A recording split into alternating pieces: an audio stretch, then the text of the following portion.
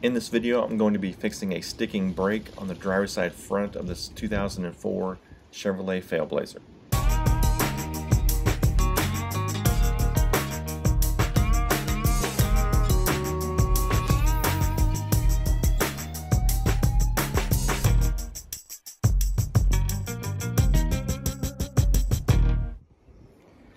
Okay, so we've got kind of a systemization going on here with the old brake caliper. The inside brake pad on this thing is wearing out way too prematurely. This is actually the rotor off of my wife's old Failblazer that we just recently parked.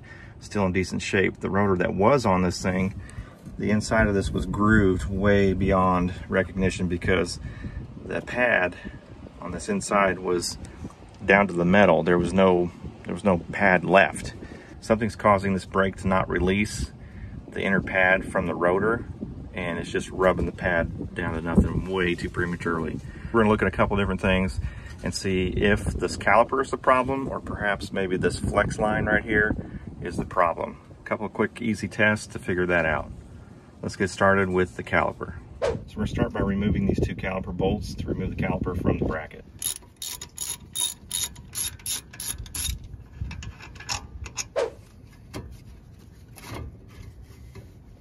I'm going to show you something real quick. This is the brake hardware, the guides that hold the brake pads in place, and you want to have this well lubed so there's not squeaking and everything. You can see how easy this brake pad comes in and out of that guide. That's what you want.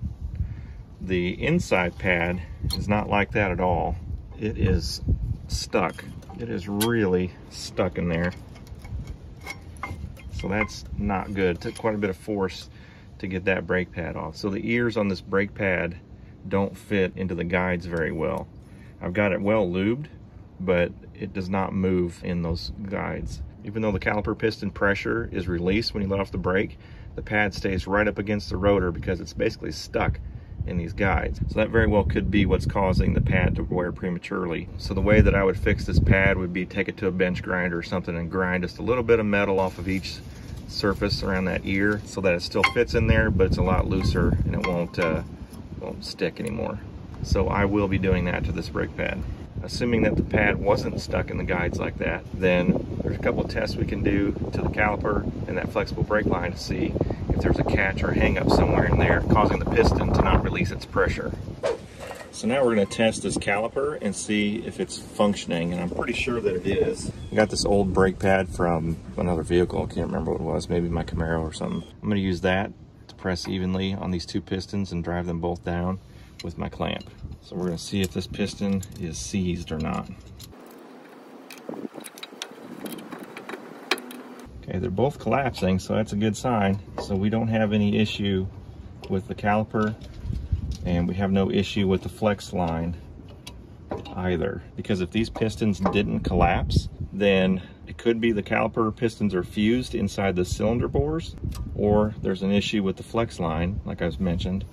And the way you would test that is you try to collapse this with a clamp. If this thing isn't collapsing, just crack open this bleeder just a little bit to let fluid out. The piston collapses, and if it comes out, there's no issue with the caliper. If I cracked open that bleeder and it still doesn't compress, then I know I have a fused piston. Okay, so to test the flex line here, what I do is I put the pads back in here, put the caliper back in the bracket, pump the brakes so that the pistons come back out, and then I take the caliper off again. What I do then is crack this line open right here, just to let a little bit of fluid come out, and then I would compress the piston with the clamp, and if the piston moves and the fluid comes out, then I know the flex line is fine. And then we might have a problem somewhere up in here, maybe the master cylinder. But if I compress this piston with this line open and no fluid comes out, then I know I've got an obstruction or a collapse in this flex line. But none of this is the case with me because I was able to compress the piston just fine without opening this bleeder and without opening this line right there. So I know I've got free flow of fluid back and forth when the pedal gets pushed. I believe my issue with this inside pad getting worn out prematurely is that it's stuck in this guide, and when the piston pushes on it, it doesn't release because it's stuck. So what I'm going to do is take this pad over to a bench grinder, and I'm going to grind the ears down just a little bit so that I can get that pad to move freely inside of this brake hardware.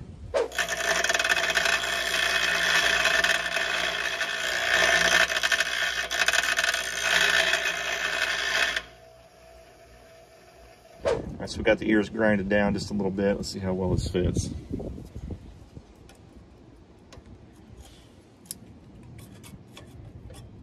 Oh yeah, much better. All right, this should remedy our problem.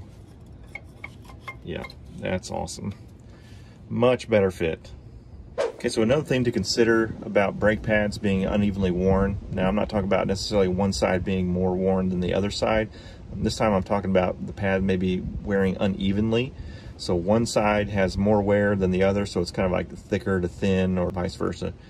These slide pins right here can get seized up. I'll pull this one out and I'll show you.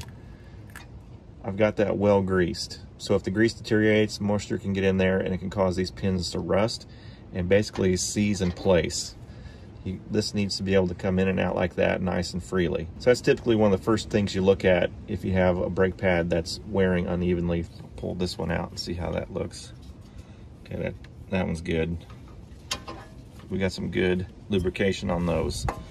So we'll just throw this caliper back on.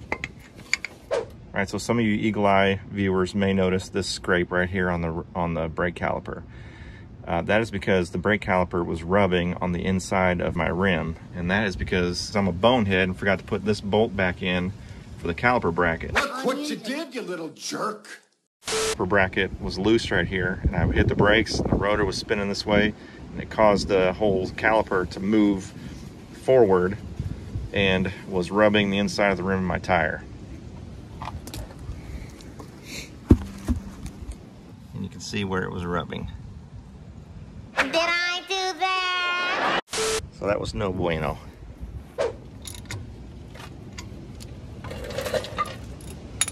Okay, and since the calipers pistons are collapsed, I need to go into the car before I go anywhere. I need to pump the brakes a few times, get those calipers back where they need to be, and then I could safely drive this thing.